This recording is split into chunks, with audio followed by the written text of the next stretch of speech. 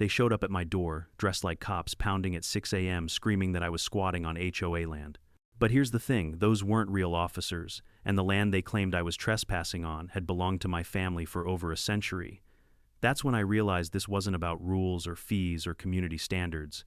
It was about power, greed, and a Karen who thought she could rewrite the law to steal everything I had. The sound was like thunder on wood, relentless, violent, and far too early for a Monday morning.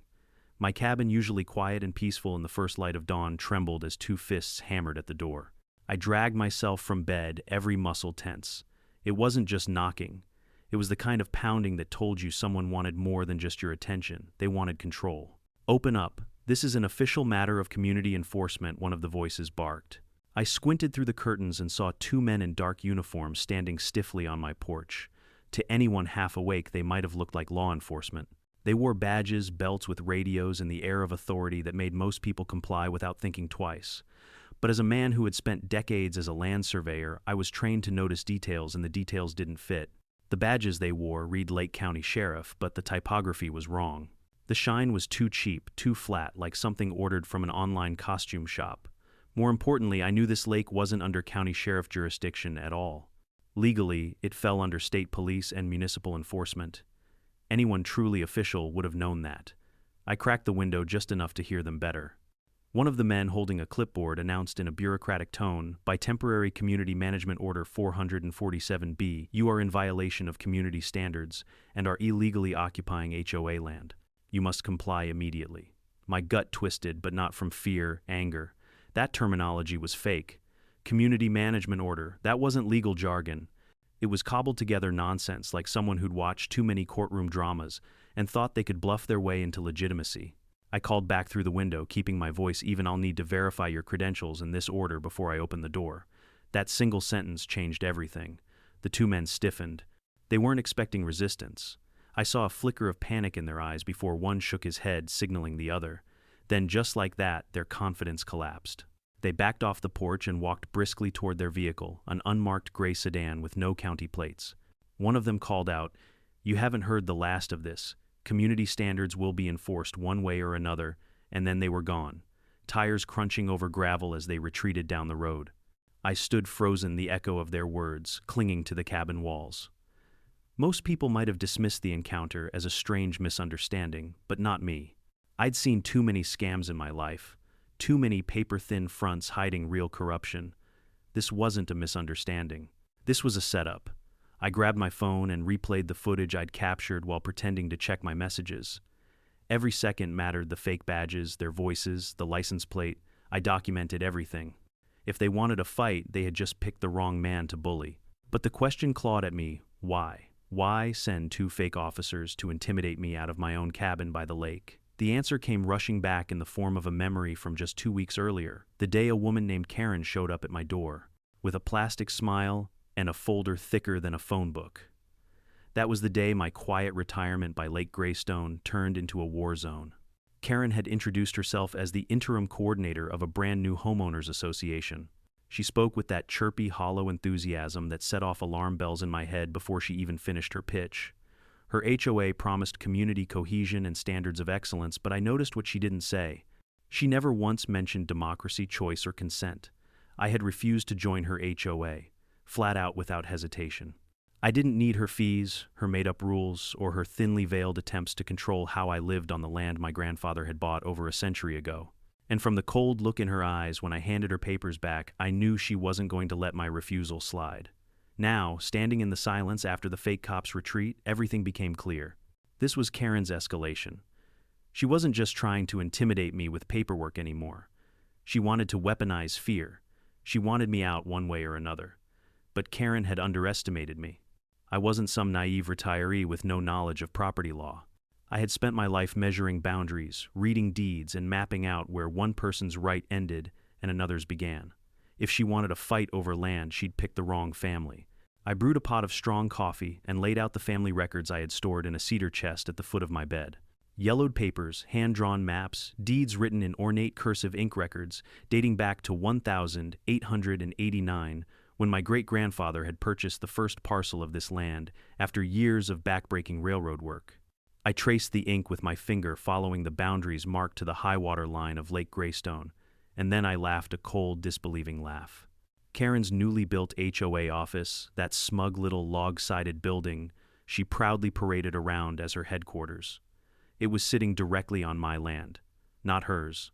Not the HOA's. Mine. The irony was delicious. She had sent fake cops to tell me I was trespassing when in reality she had trespassed against me in the most blatant way possible. That morning, as the first rays of sun spilled across the lake, I felt the fear inside me harden into resolve. Karen thought she could scare me into submission, but she had just handed me the weapon I needed most proof. And with that proof, I wasn't just going to fight back. I was going to burn her entire fake empire to the ground, legally, surgically, and in full view of everyone she had tried to intimidate. What Karen didn't realize was that by sending her fake officers to my door, she hadn't just crossed a line. She'd stepped onto land she never had the right to touch. And I was about to show her and everyone else in this community exactly what happens when you try to steal from a man who knows every inch of his family's property. The battle had begun. It started on one of those deceptively calm afternoons when the lake looked like glass, and the only sound was the hum of cicadas. I'd been sitting on my porch sipping iced tea, thinking about how lucky I was to live, where the world still felt untouched. That was when she appeared, heels clicking down my gravel driveway, folder in hand, and a smile sharp enough to cut glass. "Good afternoon, Mr. Alden," she said, her voice pitched in that falsely sweet tone people use when they're trying to sell you something you don't want.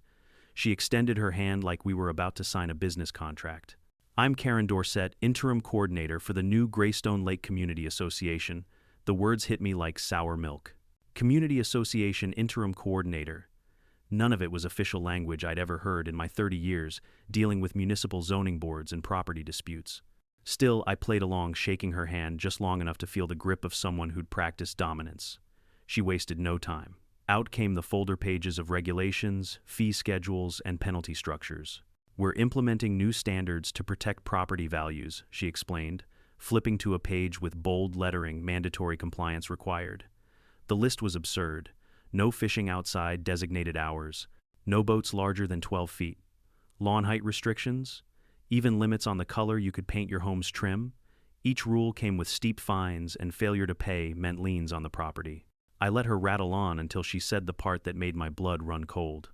"Given the recent demographic changes around the lake, it's more important than ever that we maintain appropriate standards." Her eyes flicked to my surname on the mailbox Alden inherited from my Anglo father, but paired with a darker complexion from my mother's Mexican side. It wasn't hard to catch the subtext. She didn't want people like me here. I closed the folder and handed it back to her. "I didn't agree to any HOA, and you don't have the legal authority to enforce this." Her smile faltered, replaced with a thin line of annoyance. "Mr. Alden, perhaps you don't understand. This isn't optional. According to temporary community management provisions, all property owners within the designated perimeter must comply." "Funny," I said, leaning against the porch rail. "I spent 20 years reading statutes. I never came across anything called a temporary community management provision." "Did you pull that from a law book, or did you just invent it on your walk over here?" The color rose in her cheeks. She snapped the folder, shut, her tone sharpening. "You'll regret this attitude. Everyone else is cooperating. You don't want to be the one neighbor making things difficult." I didn't blink. "Lady, you built your empire on intimidation, but you've come to the wrong house." She turned on her heel and left, but not before muttering, "This isn't over," and it wasn't. Over the next week, I began hearing stories from other families around the lake. The Rodriguezes told me Karen had threatened to fine them for their kids' fishing gear being left on the dock. The Santoses got a notice claiming their boat was non-compliant with size regulations no one had agreed to. The Johnsons, a white family who lived just across the cove, admitted sheepishly that Karen had given them more time to decide whether to join. The pattern was obvious. Hispanic families got hit with immediate threats and intimidation. White families got grace periods and polite encouragement. I knew discrimination when I saw it. That night I dug out the cedar chest my grandfather had left me. Inside were brittle deeds, surveyor's tools, and maps older than the cabin itself. My great-grandfather, Elias Alden, had bought this land after working for the Union Pacific Railroad in the late 1800s. His savings, sweat, and stubborn pride were poured into those papers. And as I traced the faded ink of the boundaries, I saw at the eastern line of our property extended right up to the natural high water mark of the lake. The very same shoreline where Karen had erected her shiny new HOA office. The revelation left me grinning in the dim light of the cabin. Karen thought she was building an empire of rules and intimidation, but she'd made the biggest mistake possible setting her headquarters on land she didn't own. I called the county records office the next morning, requesting certified copies of the original deeds. While I waited for them to fax the documents, I started digging deeper into Karen herself. People like her always left a trail. It didn't take long. A quick check through professional databases showed she'd operated under other names: Sandra White in Arizona, Karen Walsh in Nevada. Each time, she set up a temporary HOA, targeted minority families, and pressured them until they sold. Every case ended the same way. Properties were bought up dirt cheap by shell companies and later flipped for luxury development. The deeper I dug, the uglier it got. The company behind those shell corporations was a real estate giant called Summit Ridge Development, known for golf courses, casinos, and resorts across multiple states. And here at Greystone Lake, Karen was their operative. I sat back, staring at the stack of evidence on my desk. This wasn't just a nosy neighbor with too much free time. This was organized theft wrapped in the packaging of neighborhood regulations. I thought back to the fake cops at my door, the bogus order they'd barked through the window, and the way they'd retreated when challenged. Karen wasn't acting alone. She had backing, funding, muscle, but she hadn't counted on me. Most people in this community were too scared to fight her, too intimidated by uniforms and official-sounding documents. But I had something Karen didn't know: the skills of a man who spent his life mapping boundaries, and the records of a family whose ownership of this land stretched back more than a century. That night, I placed the deeds and maps on my dining table like weapons of war. I wasn't going to wait for Karen to make the next move. She thought she could scare me into silence. She thought she could erase a century of my family's history with a clipboard and a fake badge. She was wrong. This fight wasn't about HOA rules anymore. It was about exposing a fraud that had destroyed families from Nevada to Arizona and now threatened to do the same here. And I promised myself one thing as I stared out at the lake, the lights from Karen's illegal office flickering across the water before this was over. Everyone in this town would know exactly who Karen Dorset really was and who she was working for. The night after Karen's visit, I couldn't sleep. The cabin creaked with every gust of wind off the lake, and instead of its usual comfort, the sound felt like a reminder someone was trying to erase my family's history. I got out of bed, lit the old kerosene lamp my grandfather had left me, and opened the cedar chest again. Inside lay not just papers, but pieces of my bloodline. My great-grandfather Elias Alden's leather-bound survey notebook, my grandfather's brass compass, the needle still trembling, as though eager to point me toward the truth.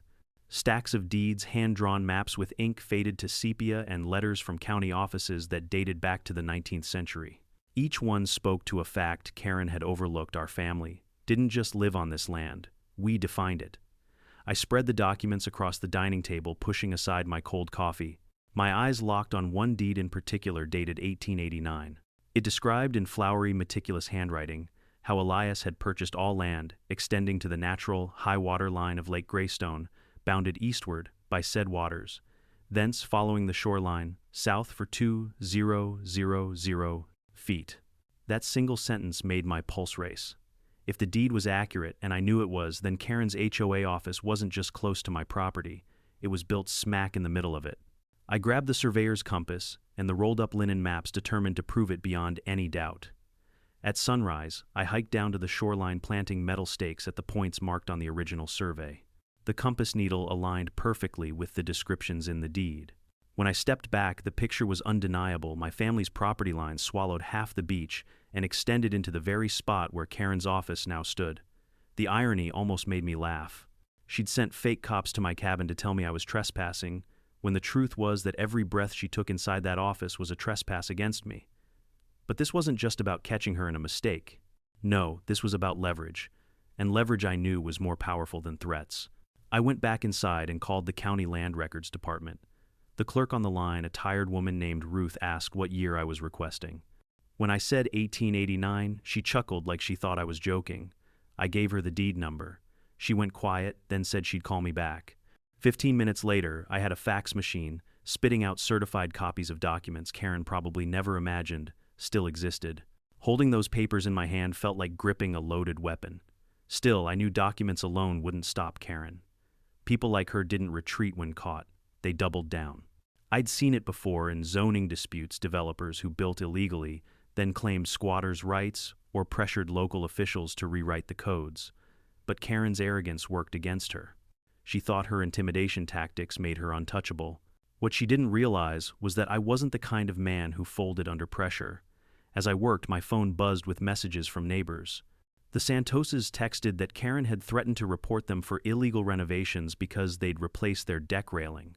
The Rodriguezes whispered that they were considering selling just to escape the harassment. That cut me deeper than I expected. Families who'd lived here for decades, just like mine, were ready to surrender because one woman with a clipboard was terrorizing them. That was when I made a decision. This wasn't just my fight anymore. If Karen wanted a war, then fine. I'd fight it, but not just for myself. I'd fight for every family she'd tried to push off this lake. I drove into town and requested an appointment with the county surveyor's office. The young surveyor, a guy named Mark with glasses slipping down his nose, looked at my documents like they were relics. "These are incredible," he said, tracing the ink with gloved fingers. "Most families don't keep records this old. But you're right, the metes and bounds here show that your property extends along the lakefront. And look," he overlaid my old map with the modern aerial survey on his computer. The boundaries matched perfectly. His conclusion was devastating for Karen. "Mr. Alden, if these records are valid, her office isn't just on the edge of your land, it's dead center on it. That's criminal trespass plus illegal construction." I left with certified modern surveys to accompany the old ones, my case now airtight. Back at the cabin, I laid everything out: the original deed, the updated surveys, the certified county stamps. I imagined Karen's face when she realized the empire she'd built on threats and lies was standing on land she didn't own. She had spent weeks trying to convince me I was trespassing, but it was her all along. The thought brought me a grim satisfaction, but also a deep sadness, because what Karen was doing wasn't new. History was full of people trying to rewrite lines on maps, taking what didn't belong to them, pushing out those who had less power. My great-grandfather had bought this land fair and square, a Mexican immigrant who believed in the American dream. And now, more than a century later, a modern-day Karen was trying to erase that legacy. I swore I wouldn't let it happen. That night, as the moonlight shimmered across Lake Greystone, I stood on my dock with the documents clutched in my hands. The water was calm, but beneath the surface it was deep, dark, and unpredictable, just like the battle ahead. Karen thought she'd cornered me with fake uniforms and phony laws. But the truth was, I held the bomb she'd never seen coming, proof that her entire HOA office, her so-called throne, was nothing more than a house built on stolen ground. And I was ready to light the fuse. The first time I suspected Karen wasn't just some overzealous neighbor with a taste for control was when I typed her name into a legal database. At first, nothing appeared: no property records, no history of business filings in our county. For someone who strutted around acting like she owned the lake, her paper trail was strangely thin. But I'd been a surveyor long enough to know where to dig, and the deeper I dug, the uglier it became. Karen Dorsett wasn't her only name. In Arizona, she had been known as Sandra White, running what locals described as a community revitalization board. In Nevada, she'd operated as Karen Walsh, temporary coordinator of a homeowners initiative near a soon-to-be casino site. Each time the story was the same, she moved in, formed a fake association, targeted minority families, and applied relentless pressure until they sold their properties below market value. And each time within a year, those properties were bought up by shadow companies, rezoned and flipped for multi-million-dollar developments. I leaned back in my chair, staring at the glowing screen of my laptop, a cold weight in my stomach. This wasn't some eccentric woman drunk on power. Karen was part of something organized, something that stretched across states. The connection appeared when I cross-referenced the shell corporations buying up the land. Different names in each state, but the funding always led back to one entity: Summit Ridge Development, a conglomerate with projects in over 20 states. Resorts, luxury condos, golf courses. They weren't just hungry for land. They were predators. I felt bile rise in my throat as I scrolled through the list of families forced out of their homes. In Arizona, Karen Sandra White back then had targeted a Native American community sitting on land adjacent to a planned casino. In Nevada, as Karen Walsh, she had harassed elderly Hispanic couples until they gave up their desert ranches. And now here at Lake Greystone, she'd come for us. It wasn't just about money. It was about erasure, pushing out anyone who didn't fit the polished, wealthy image Summit Ridge wanted for their developments. Families like mine were obstacles, and Karen's job was to clear obstacles. That realization turned my suspicion into fury. She had stood on my porch smiling like a real estate agent, pretending this was about protecting property values. But behind her smile was a machine, a corporate engine fueled by intimidation, lies, and the destruction of communities. I gathered every scrap of evidence, copies of deeds, her fake community orders, records of her other aliases. I started a folder on my computer labeled simply Karen, Fraud. That evening, my neighbor Luis Santos came over. He looked worn out, his shoulders sagging like a man carrying too much weight. She came by again, he said, rubbing his temples. Told me my boat dock doesn't meet code. Said if I don't pay for upgrades, she'll fine me. I handed him a beer and showed him the documents I'd collected. Luis, it's a scam. She's done this before. Different names, different states, always the same playbook. She's not just after us, she's working for a corporation that wants this entire lake. His eyes widened as he flipped through the papers. You're saying this isn't just her, I nodded grimly. She's a hired gun. And Summit Ridge is the hand pulling the trigger. Luis cursed under his breath, his jaw tightening. So what do we do? Go to the sheriff, I hesitated. Law enforcement wasn't immune to influence. I'd seen enough zoning battles to know that money had a way of softening the backbone of even the most principled officials. But still, the sheriff's office needed to know. I'll take it to them, I said. But we need more than just suspicion. We need proof she's operating illegally here. Proof that ties her to Summit Ridge. That night I hardly slept. I kept replaying every interaction with her, the way she dropped legal terms that didn't exist, the smug certainty in her eyes when she told me I'd regret refusing her HOA. She wasn't worried about being caught because she thought she was untouchable. But untouchable didn't mean invisible. The next morning I went into town pulling every property record and permit related to the Greystone Lake Community Association. It didn't take long to notice the red flags. The application for HOA status was still pending approval with the state due to insufficient homeowner signatures. Her office building had no recorded permit for construction. And her so-called temporary management order wasn't filed in any county office. It was all smoke and mirrors. When I walked out of the records office, I felt both vindicated and sick. Vindicated because my suspicions were right. Sick because I realized how close she had come to getting away with it. Most people would have caved under the pressure of fake cops and bogus documents. Most would have sold just to escape the harassment. That was the plan. That was always the plan. Back at my cabin, I laid the new documents alongside my family's old deeds. The contrast was stark. One stack represented over a century of legitimate ownership, sacrifice, and history. The other was a flimsy collection of lies meant to erase all of that. I thought about my grandfather, who used to tell me, "The lines on a map aren't just ink, son. They're the bones of history. Move them and you change the story of who belongs." Karen was trying to move those lines, not with ink, but with intimidation. I wasn't going to let her. That evening, I took my folder of evidence and drove to the sheriff's office. Deputy Ryan Carver, a man I'd known since he was a rookie, listened carefully as I laid out everything. Karen's aliases, the fake HOA, the fraudulent permits. He frowned deeply as I spoke, tapping a pen against his notepad. "This is serious, Alden," he said. "Impersonating officers, fake orders. That's already criminal. But if she's tied to a corporation doing this across state lines," he trailed off, shaking his head. "That's federal." "Then bring in the feds," I said flatly. He leaned back, exhaling. "We'll need airtight evidence, something that connects her office directly to Summit Ridge. Documents, money trails." I nodded. "I'll get it." As I drove home under the rising moon, the lake shimmering like molten silver, I felt the weight of what I was up against. This wasn't just Karen anymore. This was Summit Ridge, a corporation with lawyers, money, and power. But I also felt something else, determination. Because while Karen might have the backing of a billion-dollar company, I had something stronger: my family's land, the truth, and the will to fight for both. And I knew deep in my bones that her empire of lies was about to crack wide open. I wasn't naive enough to believe I could take down a woman like Karen and the corporation propping her up entirely on my own. Summit Ridge had money, lawyers, and hired muscle. What did I have? A stack of dusty deeds, a family name, and the stubbornness of a man who refused to be erased. But sometimes stubbornness is all you need to find unexpected allies. That ally came knocking one evening just as the sun dipped below the tree line and turned Lake Greystone into a sheet of fire.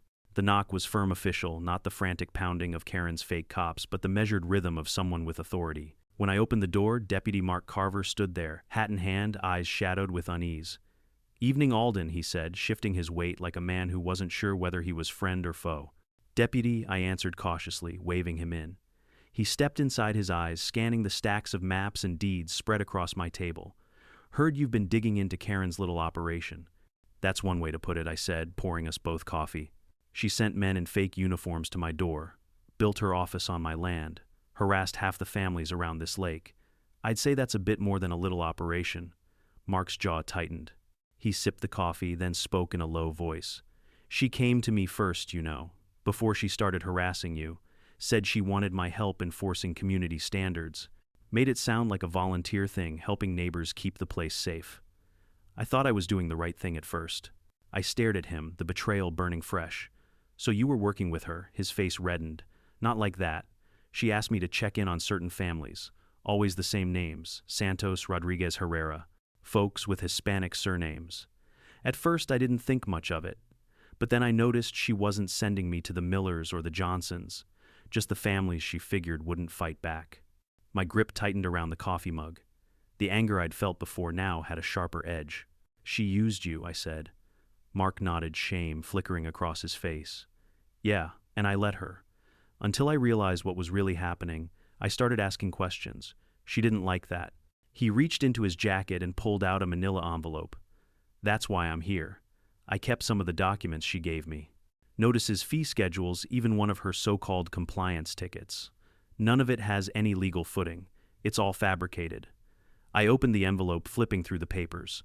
The language was bureaucratic, gibberish enough to sound official but nothing grounded in actual law. And stamped across the top was the same bogus order number Karen's fake cops had cited 447B. This is good, I said, sliding the papers into my growing evidence pile. Very good. But Mark wasn't finished. His eyes darkened as he leaned closer. There's more. She offered me money. Said Summit Ridge Development would reward me for helping speed up compliance. That's when I knew it wasn't just about neighborhood rules. This is big, Alden. Bigger than either of us.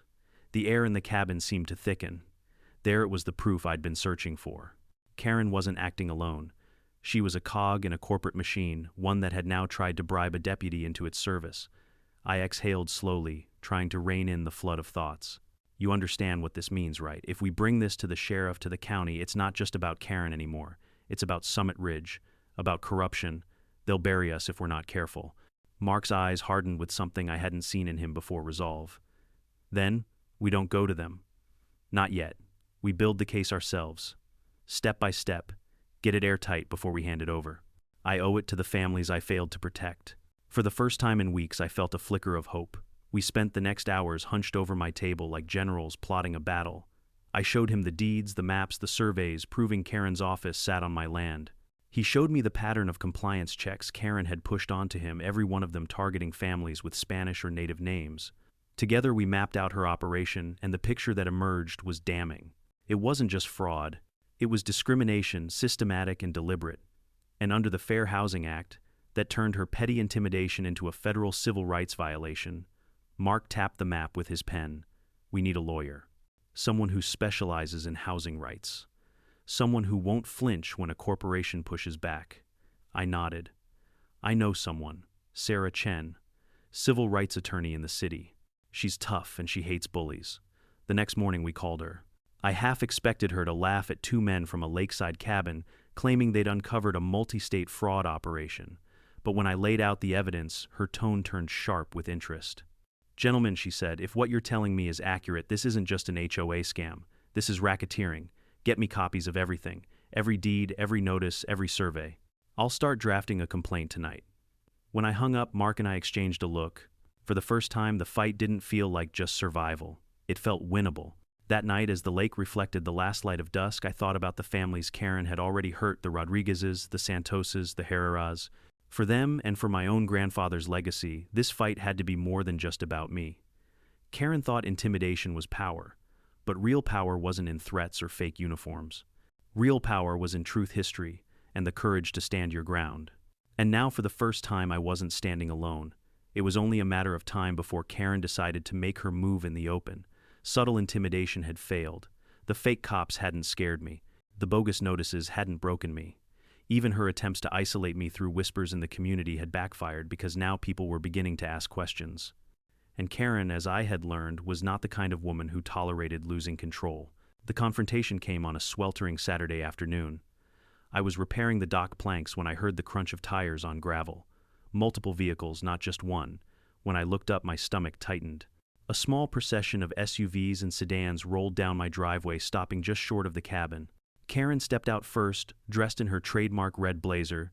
Despite the heat, her chin lifted high, as though she were about to address a press conference. Behind her trailed at least a dozen people, neighbors she'd convinced to join her association, a man in an ill-fitting suit carrying a briefcase, and a woman with a professional camera already recording. They arranged themselves like an audience facing me, as though the dock had suddenly become a stage. Mr. Alden, Karen called, her voice ringing across the yard. Today we formally address your continued violations of community standards. I set down my hammer, wiped the sweat from my brow, and walked up the dock slowly. Every step was deliberate. I wasn't going to let her see me rattled. Karen gestured grandly toward the camerawoman. As interim coordinator of the Greystone Lake Community Association, I am documenting this proceeding for the record. You have failed to comply with 17 distinct community standards, including unlawful dock construction, failure to pay association dues, and obstruction of community harmony. Continued noncompliance will result in your removal from community participation. Her delivery was theatrical polish, like she'd practiced it in the mirror 100 times. Some of the neighbors nodded clearly, buying into her performance. Others looked uncertain, shifting their weight, glancing at me for cues. I let her finish, then folded my arms, and said in the calmest tone I could muster, "Miss Dorset, I have 3 questions for you." She blinked clearly, not expecting that. "Proceed." First, I said, "Can you provide documentation showing that the Greystone Lake Community Association is officially registered with the state?" The man with the briefcase stepped forward. "The registration is in process, which means it isn't official," I interrupted, my voice hard enough to make a few heads turn. "Second, under what legal authority do you claim management rights over private property without the owner's consent?" Karen's smile flickered just for a moment. "Temporary community management provisions allow provisions that don't exist in any state statute," I cut in. My voice rose now, not with anger, but with the precision of someone who'd spent years dealing with bureaucrats. "And finally, are you aware that your HOA office is constructed on land that belongs to me and my family?" A ripple went through the crowd. Murmurs, shifting feet, people whispering. The camerawoman's lens wavered, as though even she wasn't sure what to focus on. Karen froze. The mask cracked. For the first time, I saw genuine panic flash across her eyes. She glanced at her lawyer, who was frantically flipping through papers in the briefcase like he might find a magic loophole to save her. I didn't wait. I pulled out the certified surveys from my folder, holding them high for everyone to see. "These documents," I said, "prove that the land your office sits on has been in my family's possession since 1889, certified by both the county and state. Every day you operate from that building, you are committing criminal trespass." I walked forward, handing copies directly to the neighbors Karen had brought as her witnesses. I wanted them to see it with their own eyes. To know this wasn't just my word against hers. The murmuring grew louder. One man frowned at Karen, holding the survey like it was a verdict. Another woman shook her head, muttering. She said it was community land. Karen's face went pale. Her confident posture sagged, but only for a heartbeat. Then she snapped, her voice shrill, now instead of commanding. "This is ridiculous. You can't wave some old piece of paper and claim ownership of community property. There are procedures. There are authorities." I stared at her, steady and unflinching. "You mean real authorities?" "Because I've already contacted them. And they're very interested in why you built an office without permits on land that isn't yours. That did it." Her so-called lawyer closed his briefcase and began edging back toward his car. A few neighbors followed, suddenly eager to distance themselves from the spectacle. The camerawoman lowered her device, no longer sure this was the kind of footage Karen wanted. Karen's voice cracked as she pointed a trembling finger at me. "You haven't won. This isn't over." I tilted my head, almost pitying her. "You're right, it's not over. But the difference is, I have the law on my side. All you have is a lie." At that moment, a patrol car rolled into the driveway. Deputy Carver stepped out, his badge gleaming in the sun, his expression unreadable. He walked slowly toward the group, his eyes scanning the neighbors, then locking onto Karen. "What's going on here?" Karen tried to regain her composure, launching into a tirade about community violations and noncompliance. But Carver held up a hand, silencing her. Then he turned to me. "Mr. Alden," he said, "I've reviewed your documents. The surveys check out. This land is yours. Which means any structure built without your permission is a crime." Karen's jaw dropped. The remaining neighbors gasped. The balance of power shifted in that instant, visibly, irreversibly. Carver's gaze hardened. "Miss Dorset, I suggest you start considering your next steps very carefully. Because if you keep pushing this, it's not just civil court you'll be facing, it's criminal charges." Karen sputtered, but the words stuck in her throat. For once, she had nothing to say. The crowd dispersed quickly after that, muttering among themselves, doubt heavy in their voices. Karen climbed back into her SUV, slamming the door with a force that rattled the windows. I watched her drive off, gravel spraying behind her tires, her empire of intimidation beginning to crumble. As the last vehicle disappeared down the road, I let out a long breath. It wasn't victory, not yet, but it was the first real crack in her armor. And deep down, I knew when people like Karen start losing control, that's when they become most dangerous. The fight was far from over. For a brief moment after that public confrontation, I thought, maybe, just maybe, Karen would back down. She had been humiliated in front of her own followers, her supposed lawyer had slinked away, and Deputy Carver had flatly told her she was on the wrong side of the law. Any reasonable person would have taken the hint. But Karen was not reasonable. Karen was desperate. And desperation is the most dangerous weapon of all. 3 days later, the retaliation began. It started with flyers. At first, I thought they were junk mail stuffed in my box, but when I walked into town that morning, I saw them plastered on every lamppost, taped to the windows of the grocery store, even tucked under windshield wipers in the diner parking lot. My face, grainy and unflattering, was printed in bold, above a headline that made my blood run cold. "Warning local resident under federal investigation for domestic terrorism." The flyers claimed I was stockpiling weapons in my cabin, running an anti-government militia, even hinted that I was planning to disrupt peaceful neighborhood development with violence. They were dressed up with fake FBI seals and a hotline number that, when I dialed out of curiosity, went straight to a voicemail managed by one of Karen's people. I felt the weight of eyes on me the rest of that day. Neighbors who used to wave now crossed the street. The clerk at the hardware store stammered nervously before ringing up my nails and lumber. Even the mail carrier barely looked me in the eye, sliding my letters across the counter like she was handing contraband. Karen had poisoned the well, turning the community against me with nothing more than paper and ink. That night, I sat at the table with Deputy Carver, both of us staring at the flyers spread before us. His jaw was tight, fists clenched. "This is witness intimidation," he muttered, "and impersonating federal authority. That's prison time. But until the FBI confirms it, the damage is already done," I said bitterly. "People believe what they read first, and Karen knows it." Carver rubbed his face. "She's escalating because she knows she's cornered, which means she's bound to make a mistake." He was right. But mistakes don't always come fast enough when you're the one living under the microscope.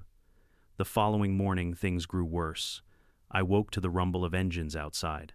When I stepped onto my porch, coffee in hand, I froze. 2 black vans sat at the edge of my driveway, their engines idling, their windows tinted. 4 men in matching security uniforms leaned casually against the hoods, sunglasses hiding their eyes. They didn't approach, didn't say a word. They just stood there watching me. It wasn't law enforcement. It wasn't neighbors. This was intimidation, professional, polished, and chilling. I raised my phone recording as I called out, "You're trespassing. State your business." No reply. Just silence. One of them smirked before adjusting his radio, the faint crackle of static carrying across the morning air. Carver arrived 20 minutes later, lights flashing, but the men were already gone, the vans disappearing down the highway before he could stop them. We both knew what that meant. Karen had dipped into deeper pockets, now Summit Ridge's pockets. That night I called Sarah Chen, our civil rights attorney. Her voice came sharp and steady across the line. "David, this isn't HOA harassment anymore. This is racketeering. Fake security firms, false federal documents, targeted intimidation. It's a playbook I've seen before. We can take this to the Justice Department." For the first time since this war began, I felt a surge of hope. Not just because Sarah believed me, but because she had the experience and the firepower to turn this into more than a neighborhood feud. She told me to keep documenting everything, to stay calm, and to be ready, because the moment Karen slipped again, the feds would swoop in. And slip she did. 2 days later, one of the flyers ended up in the hands of the wrong person, an actual FBI field agent who happened to be visiting family in town. The agent recognized instantly that the seal was forged, the hotline fake. Within 48 hours, Karen's disinformation campaign had been flagged by the Bureau as a federal offense. When Carver delivered the news, I felt something I hadn't felt in weeks: vindication. Karen had overplayed her hand. Her arrogance had finally crossed into a crime so blatant that even Summit Ridge's lawyers couldn't explain it away. But of course she didn't stop there. By the following week, Karen had filed an emergency injunction in county court, claiming I was a dangerous extremist threatening the safety of the community. The filing was laughable, full of wild accusations, citing eyewitness reports from neighbors who had clearly been manipulated or coerced. Reading it was like watching someone dig their own grave with a golden shovel. Sarah laughed when she saw it. "This isn't evidence. It's libel on official paper. We'll use this against her." Still, I couldn't help the pit that formed in my stomach as I imagined the damage to my reputation. Even if the law was on my side, Karen's smear campaign had already done its job. People looked at me differently now. Fear had a way of clinging even when it was built on lies. That evening I stood on my porch watching the sun set behind the illegal HOA office across the cove. For weeks, Karen had tried to convince everyone that I was trespassing on her land. Now the truth was plain, it was her who stood on stolen ground. And she was willing to burn down the entire community's trust to keep her lie alive. Carver joined me, leaning against the porch rail. "She's unraveling, David. People like her always do. But we've got to be careful. A cornered animal is the most dangerous." I nodded, gripping the railing until my knuckles went white. "Then we'll make sure the corner she's in has no way out, because this fight wasn't just about my land anymore. It wasn't even about the families she'd targeted. It was about something bigger, whether bullies backed by money and lies could rewrite the rules for everyone else. And I swore then and there, if Karen wanted a war, I'd give her one. But it would be on my terms with the truth as my weapon." The storm broke faster than I could have imagined. One moment, Karen was flooding the town with lies and surrounding my property with silent men in black uniforms. The next, the weight of federal law came crashing down on her empire of intimidation. It started with a phone call. Sarah Chen rang just after sunrise, her voice crackling with restrained excitement. "David, it's happening. The FBI has been investigating Summit Ridge for months, and thanks to the evidence you and Deputy Carver provided, they're moving in. Today," I froze my coffee halfway to my lips. "Moving in? You mean here, there, everywhere," she said. "Coordinated raids. Karen's office is on the list." An hour later, the rumble of engines echoed across Lake Greystone. But this time, it wasn't unmarked sedans or intimidating black vans. It was a convoy of federal vehicles, flashing lights bouncing off the water. Agents in windbreakers poured out surrounding Karen's pristine log-sided HOA office. I watched from my dock, the scene surreal. For weeks that building had loomed over me like a fortress. Now it was nothing more than evidence in a federal case. Karen emerged in a panic, her signature red blazer wrinkled, her hair disheveled. She shouted at the agents, waving her arms like a conductor trying to stop an orchestra that no longer cared for her baton. But the agents didn't flinch. Within minutes, they had her in handcuffs, reading her rights as cameras from local news outlets recorded every second. I can't lie, watching her being led into the back of a federal SUV was the most satisfying moment of my life. But it didn't end there. Over the next 48 hours, headlines erupted across the state. FBI uncovers nationwide HOA fraud ring. Summit Ridge development linked to racketeering civil rights violations. Local woman alias Karen Dorset charged in multi-state conspiracy. The scope was staggering. The FBI revealed that Summit Ridge had used operatives like Karen in 23 states, systematically targeting minority families to seize valuable land for resorts and luxury developments. Over 400 properties had been stolen through intimidation, fake associations, and fraudulent documents. The profit, nearly $500 million. Karen wasn't a rogue neighbor drunk on power. She was a cog in a machine fueled by greed and prejudice.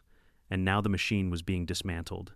Deputy Carver visited me that evening, the weight of weeks finally lifted from his shoulders. "David, you did it," he said, shaking his head in disbelief. "Your evidence, your persistence, it cracked the case wide open. The Bureau's calling you the key witness." I looked out at the lake, still trying to process it all. "I didn't do it alone. You stood up when you realized what was happening." Sarah fought tooth and nail. The families who came forward with their stories, this was all of us. Carver's gaze hardened. "But you were the one who never backed down. That matters." The following weeks felt like living in another world. FBI agents came to my cabin, regularly combing through the evidence I'd collected. Sarah coordinated with federal prosecutors, filing civil rights complaints on behalf of every targeted family around the lake. Neighbors who once looked at me with suspicion now approached with gratitude, some even in tears, apologizing for believing Karen's lies. The county condemned Karen's illegal office and scheduled it for demolition. Watching the wrecking crew tear it down was like watching the physical embodiment of her power crumble into dust. Each swing of the excavator's claw sent splinters of wood flying, a final reminder that her authority had never been real. But the real reckoning came in the courtroom. Karen sat there in shackles, flanked by lawyers who looked more exhausted than confident. Her charges were stacked so high they sounded almost unbelievable: fraud, impersonation of law enforcement, racketeering, civil rights violations, conspiracy, and trespassing. And behind her loomed the far larger trial of Summit Ridge Development, a case that would drag dozens of executives, lawyers, and corrupt officials into the light. When it was my turn to testify, I carried my great-grandfather's deed into the courtroom. I laid it on the evidence table, the faded ink glowing under the fluorescent lights. This land, I told the jury, was bought by my family in 1889. Every lie Karen told, every threat she made, every attempt to erase us was built on the assumption that we didn't know our own history. But we did, and we stood up for it. The jury deliberated less than a day. Guilty on all counts. Karen was sentenced to 8 years in federal prison. Summit Ridge's CEO received 15, along with orders to pay hundreds of millions in restitution. And in the weeks that followed, new legislation was introduced in Congress: stricter penalties for fraudulent HOAs, enhanced protections for minority homeowners, and new oversight on corporate land acquisitions. Lake Greystone changed too. The families who had lived under Karen's shadow finally felt free again.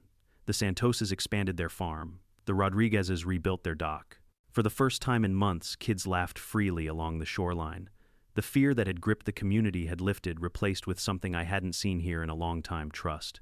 One evening, as I stood on the dock with the sunset bleeding across the water, Sarah joined me. "You know," she said softly, "this case will be studied in law schools. You didn't just protect your land, you changed the law."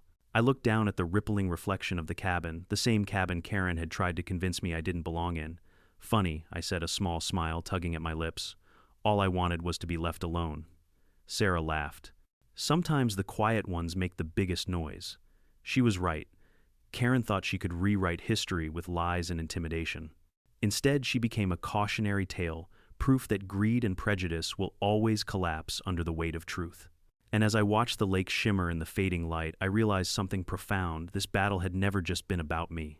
It was about every family who'd ever been told they didn't belong, every voice silenced by intimidation, every deed nearly erased by fraud. Karen had picked the wrong man to fight.